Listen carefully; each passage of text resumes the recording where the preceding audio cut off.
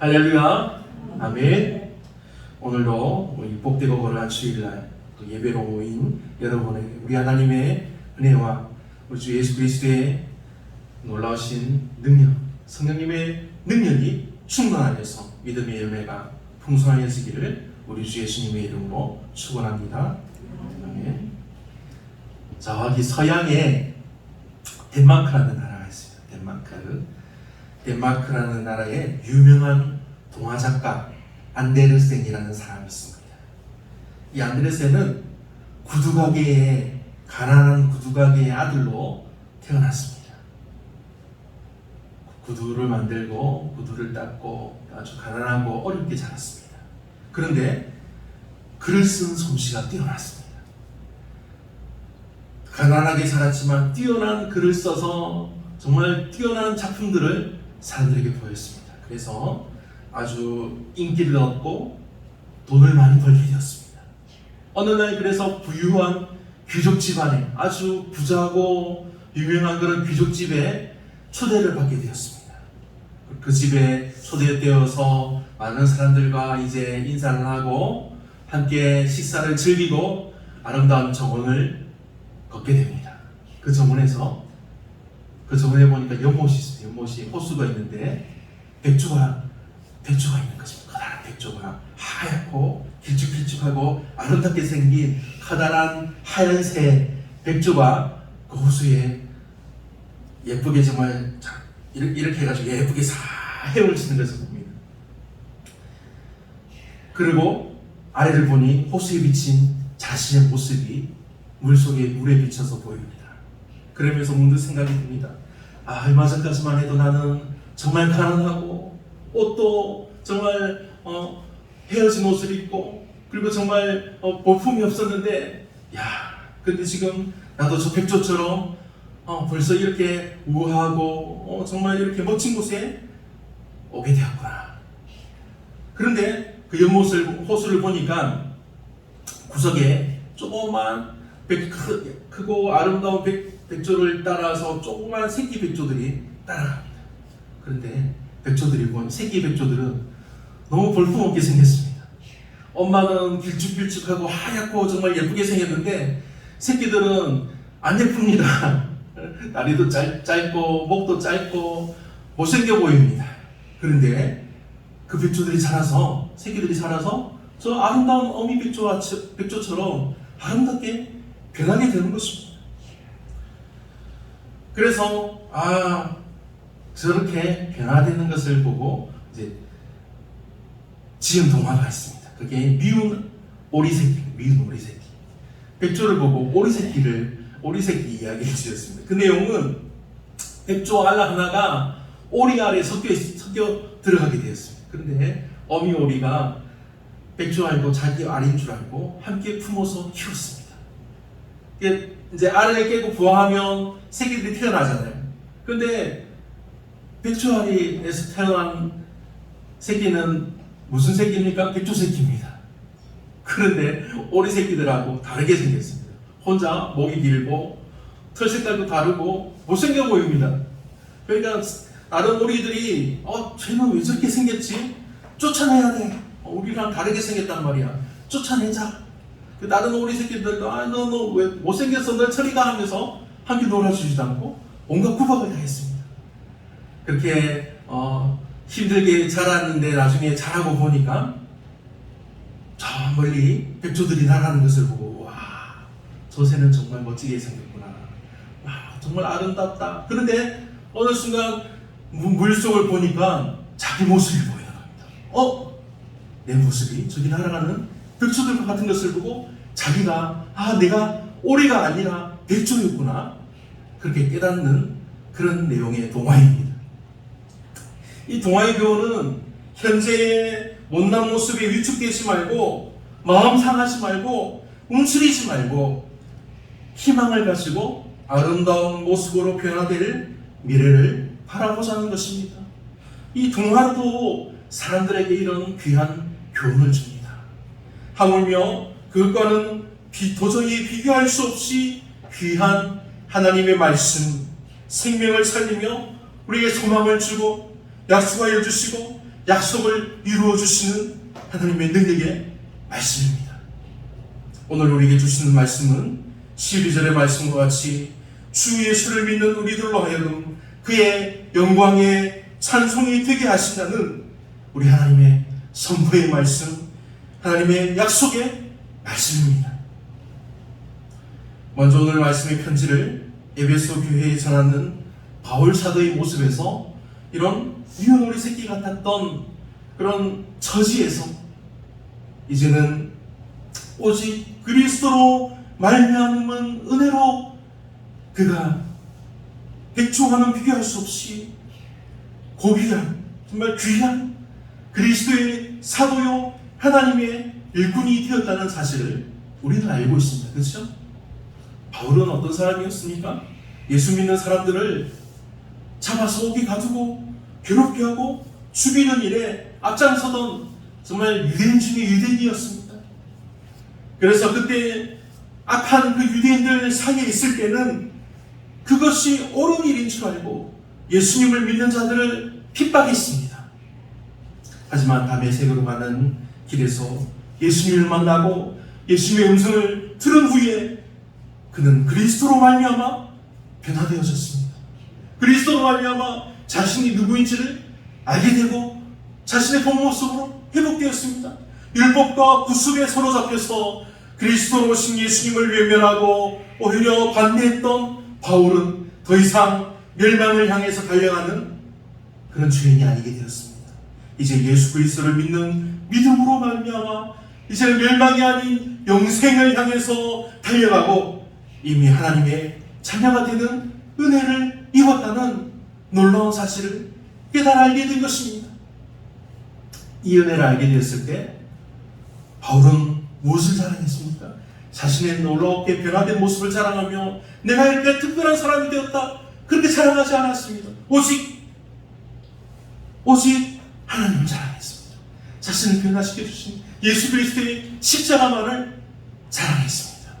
바울은 평생 자신을 자랑하지 않고 오직 그리스도를 자랑하며 하나님 앞에 겸손히 행합니다.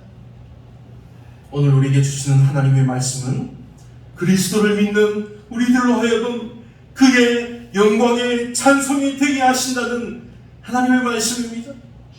바울 사도가 오직 하나님의 은혜에 감사하며 겸손히 하나님 앞에 엎드리고 그리스도의 십자가만을 자랑하면서 하나님 은혜를 계속해서 찬양한 것 같이 그 모습과 같이 지금 주를 믿는 성도들로 하여금 우리들로 하여금 하나님의 영광을 찬양하게 하셨습니다. 그리고 이제 하나님께서는 우리 믿는 자들로 하여금 하나님의 영광에 찬송이 되게 하셨다는 사실이 이 두 문장이 무슨 차이가 있습니까?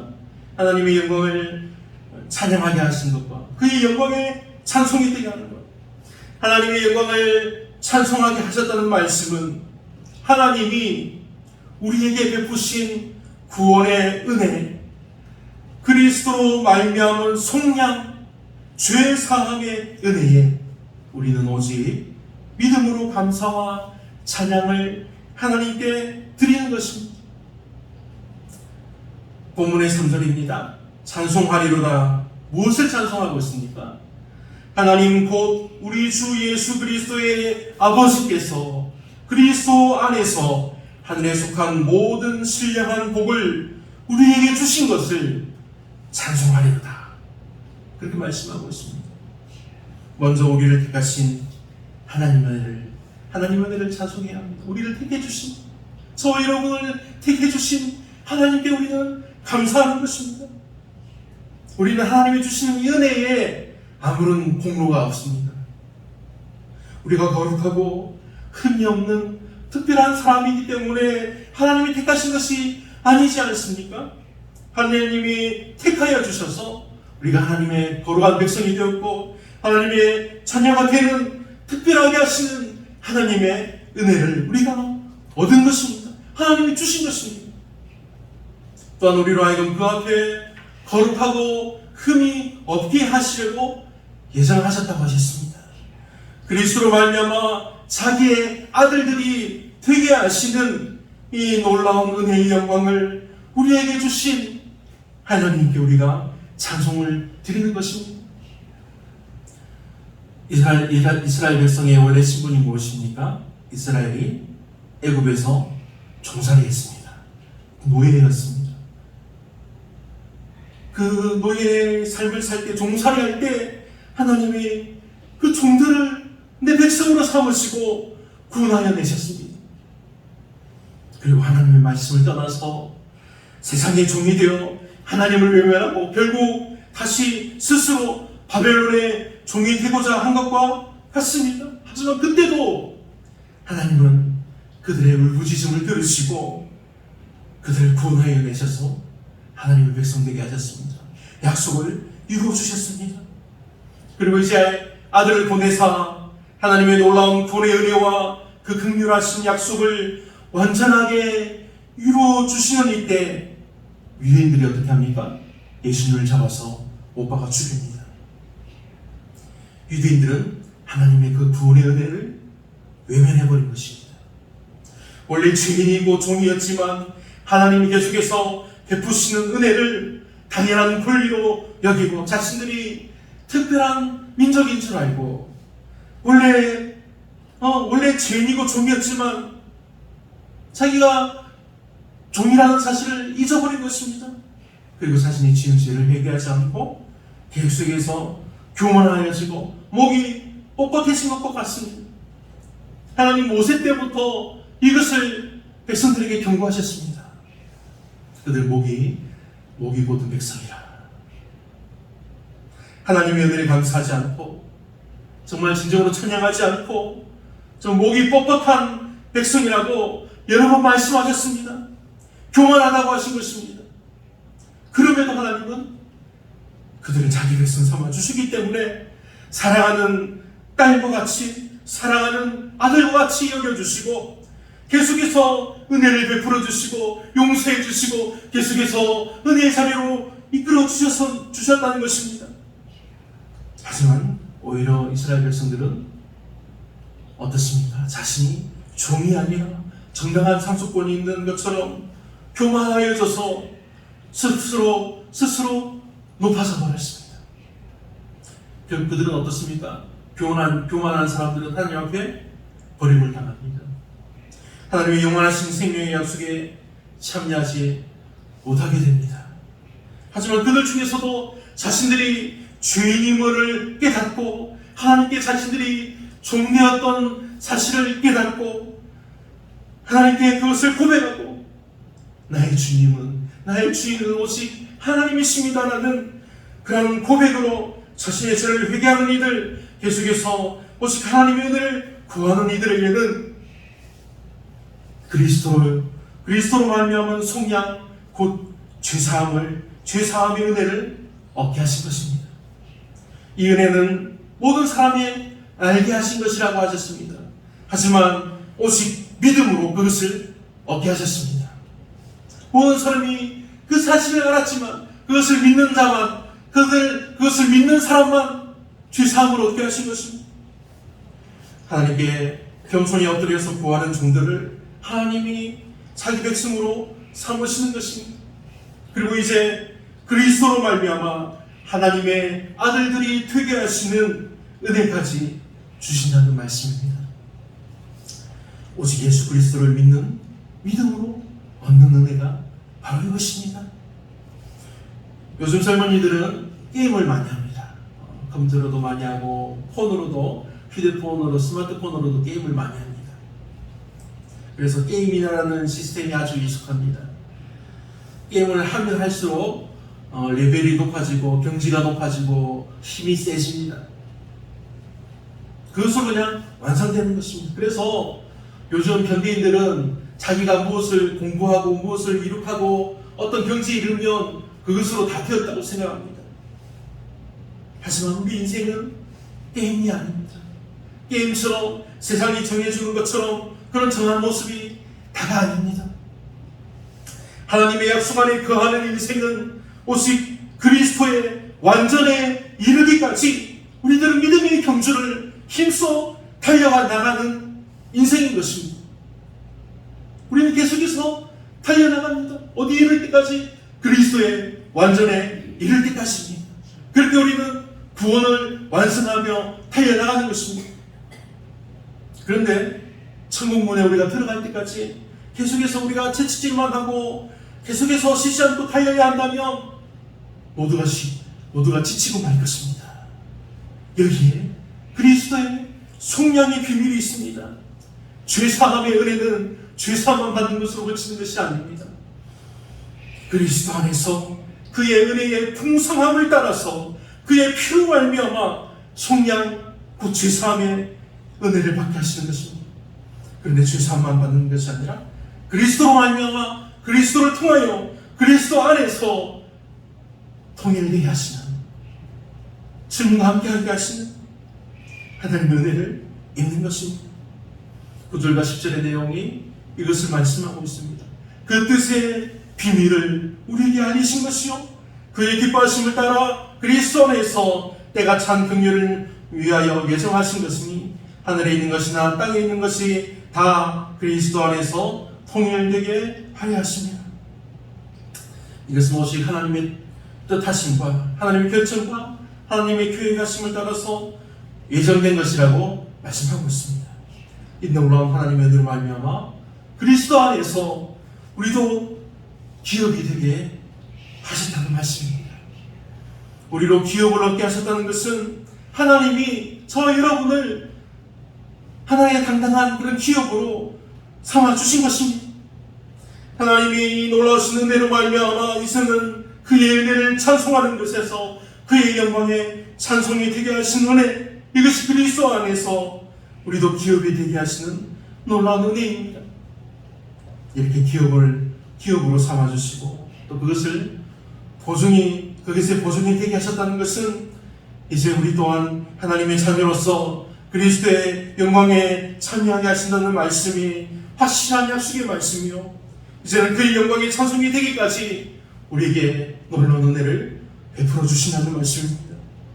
사랑하는 성도 여러분, 오늘 우리에게 주시는 하나님의 이 놀라운 약속의 말씀을 듣고 깨달아 알고 이제 믿음으로 받으시기 바랍니다. 그래서 이제는 하나님의 복을 받는 백성일 뿐만 아니라 이제는 우리로 하여금 사람들이 하나님의 복을 받게 하는 하나님의 복이 되시기를 간절히 바랍니다. 하나님의 놀라운 약속의 말씀을 예수 그리스도의 구원의 복음을 듣고 그 안에서 또한 믿게 하시고 약속의 성령으로 인치심을 받았다고 말씀해 주셨습니다. 세상 누구도 바꿀 수 없게 하나님이 보증이 되어 주셨다는 이 확실한 말씀입니다. 그러니 흔들리지 말고 오직 부활의 소망 되신 예수를 바라보며 그의 영광을 찬송하게 하시는 말씀입니다. 그런데 우리는 여기서 그치지 말아야 할 것을 깨달아야 합니다. 여기까지만이면 우리는 믿음이 자라지 못합니다. 세상과 죄에 대해서 종되었던 우리를 하나님께서 우리를 자녀로 삼아주셨다는 것입니다. 우리는 거룩한 백성일 뿐 아니라 이제는 하나님의 자녀라는 사실을 깨달아야 합니다. 누가복음 17장에서 제자들이 예수님께 무엇을 구했습니까? 예수님, 우리에게도 믿음을 더해주세요. 우리에게도 믿음을 더해주세요. 우리가 자신들이 믿음이 약한 것을 알고 예수님께 예수님 믿음을 더해주세요 라고 구했습니다. 근데 예수님 뭐라고 대답하십니까? 예수님은 무익한 종의 자세에 대해서 말씀해 주십니다. 기사씨 하나 만한 믿음만 있어도 산을 옮겨 바다를 옮기라 할지라도 그대로 되어진다고 말씀하시면서 무익한 종의 자세에 대해서 무익한 종의 자세를 가질 때 그런 믿음을 주신다고, 그런 믿음이 이루어지실 것이라고 말씀해 주신 것입니다. 종이 있습니다. 낮 동안 정말 죽을 힘을 다해서 일을 마치고 돌아와서 저녁에 자신도 정말 배가 고픈데 그래도 먼저 주인을 섬기는 것이 마땅하다고 했습니다. 그렇게 시키는 일을 다 했다고 주인이 종에게 수고했다고 고마워 그렇게 말하지 않는다는 것입니다. 왜냐하면 그것은 종으로서 마땅히 해야 할 일이기 때문입니다. 그러면서 나는 주인을 유익하게 한 종이라고 말하고 뭔가 칭찬이나 대가를 바라는 것이 아니라 오히려 여전히 나는 무익한 종입니다. 난 주인님께 무익한 종입니다. 주인 앞에 자신을 낮추고 주님이 베풀어 주신 은혜를 감사하는 그런 종을 주인이 기쁘게 여기며 주인을 기쁘게 하는 종이라는 것입니다. 결국 그런 종이 주인의 영광에 참여하게 되는 종이라는 말입니다. 제자들이 예수님께 믿음을 더해달라고 했을 때 예수님이 왜 이것을 말씀해 주셨을까요? 주님 앞에서, 주인 앞에서 겸손하게 무익한 종입니다라고 고백하며 주인의 은혜에 감사하는 그것이 믿음이요, 종이 자녀가 되게 하시는 그리스도의 구속의 은혜이기 때문인 것입니다. 하지만 종이었던 사람이 갑자기 양자 삼아주고 아들이 되었다고 그 사람이 금방 변합니까? 그렇지 않죠? 종되었던 습성이 남아있습니다. 한 번에 변하지 않습니다. 그 사람이 종이었을 때 모습이 아직 남아있는 것입니다. 여전히 주인이었던 모습이, 종이었던 모습이 남아있습니다. 여전히 세상과 죄에게 종되었던 습관이 남아있는 것입니다. 그러나 그리스도로 말미암은 속량, 구속의 은혜는 이러한 모든 것까지 변화시켜 주시는 하나님의 놀라운 은혜입니다. 왜냐하면 그리스도 안에서 주와 하나 되게 하시는 은혜이기 때문입니다. 하나님의 은혜는 그리스도 안에서, 그리스도로 말미암아 주간의 안에 내가 주 안에 거하게 하셔서 종을 아들의 모습으로 변화시켜 주시는, 우리는 정말 감히 이해할 수 없는 놀라운 하나님의 은혜요, 신비입니다. 그러면 종에게 가장 영광스러울 때가 언제일까요? 종에게 가장 영광스러울 때, 종은 주인이 자기에게 맡긴 일에 대해서 주인에게 잘했다, 충성된 종아, 그렇게 칭찬받을 때가 가장 기쁠 때입니다.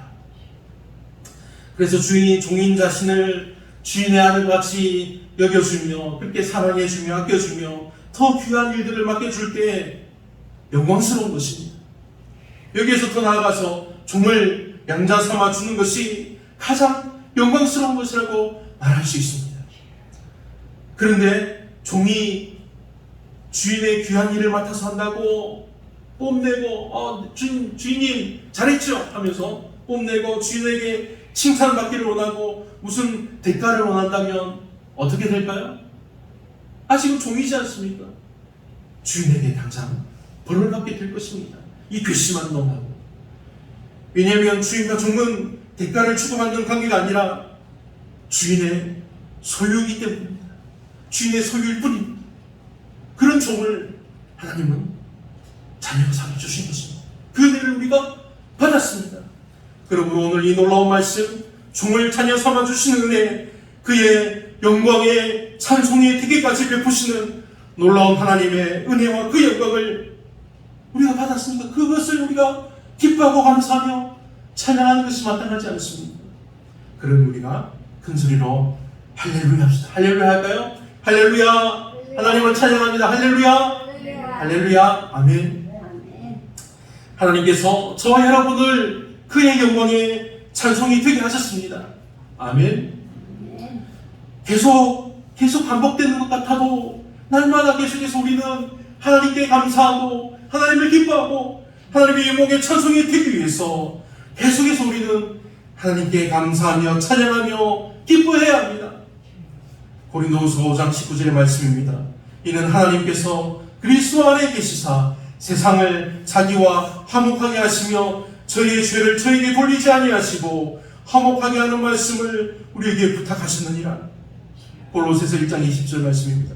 그의 십자가의 피로 화평을 이루사 만물 곧 땅에 있는 것들이나 하늘에 있는 것들을 그로 말미암아 자기와 화목게 되기를 기뻐하십니다.